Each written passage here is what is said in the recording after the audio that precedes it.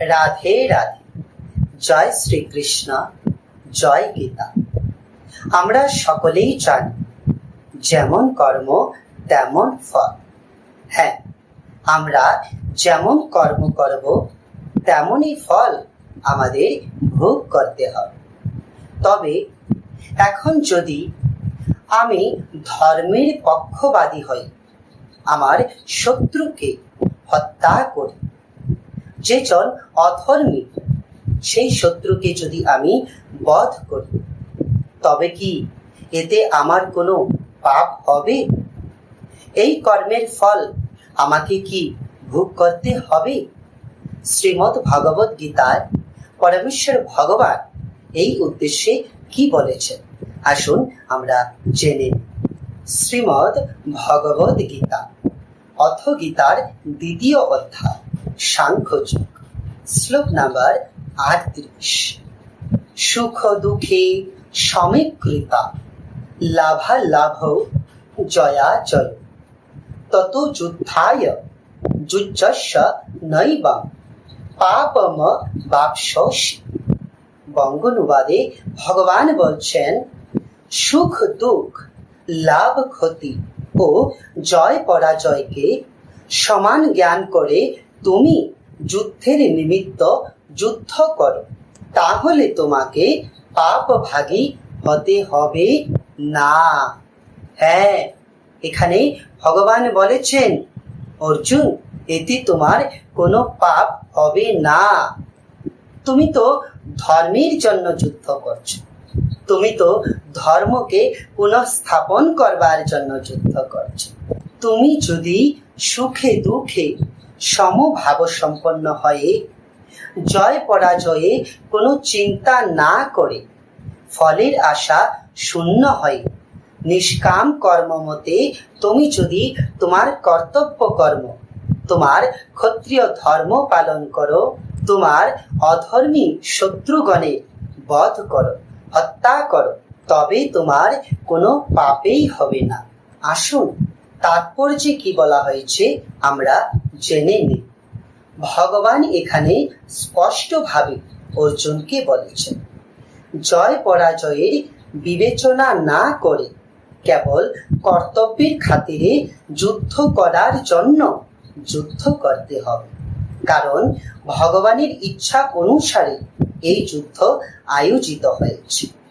কৃষ্ণ ভাবনাময় কার্যকলাপের সময় সুখ দুঃখ, লাভ ক্ষতি, জয় পরাজয় আদি জাগতিক ফলাফলের বিবেচনা করা নিরর্থক, মানে কোনো অর্থই হয় না। সে সমস্ত কর্মই অপ্রাকৃত কর্ম। একেই অপ্রাকৃত কর্ম বলা হয়। কাকে?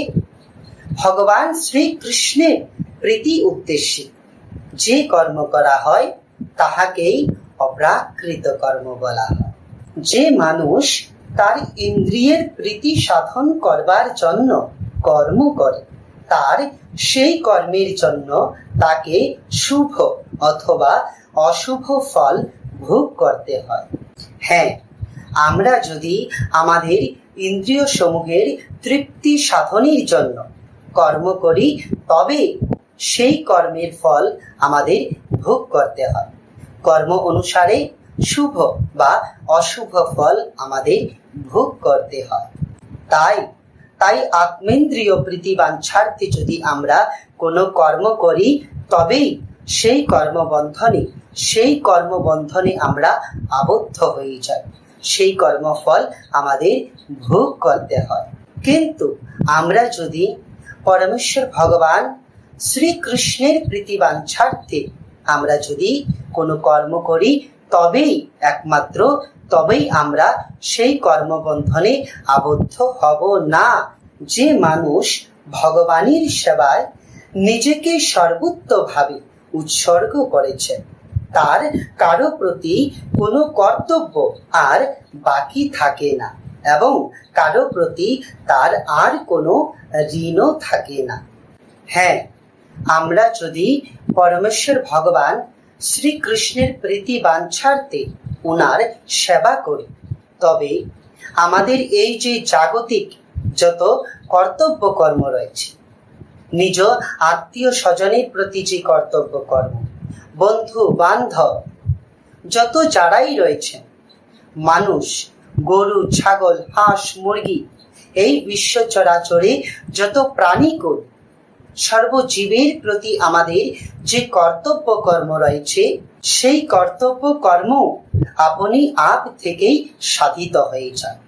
আমাদের আর কোনো কারো ঋণী থাকতে হবে না, যদি আমরা পরমেশ্বর ভগবানের সেবায় নিজেকে সর্বোত্তভাবে উৎসর্গ করে দিই। কারণ এই বিশ্ব চরাচরে বিদ্যমান প্রত্যেক প্রাণীকুল সেই পরম পিতা পরমেশ্বরেরই সন্তান।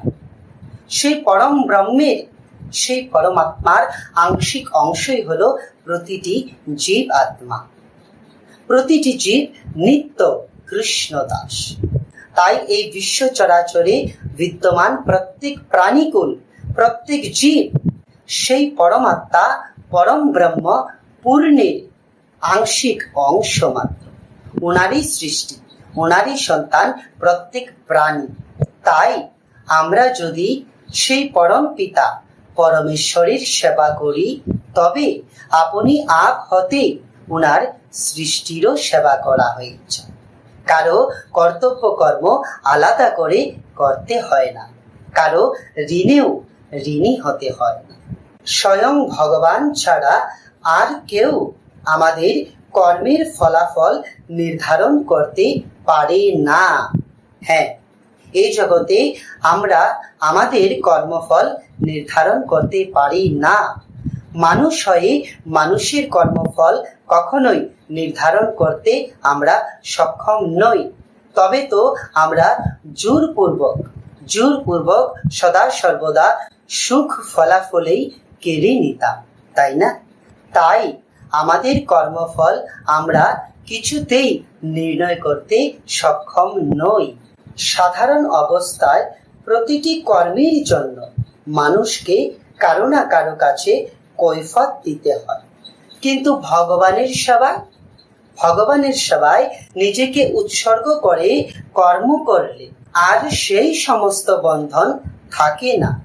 শ্রীমদ্ ভাগবতে বলা হয়েছে, দেবর্ষি ভূতাত্ম নৃণাং পিতৃণাং ন কিঙ্করু নায়ম ঋণী চ রাজন সর্বাত্মনা চ শরণং শরণ্যং গতু মুকুন্দং পরিহৃত কর্তম।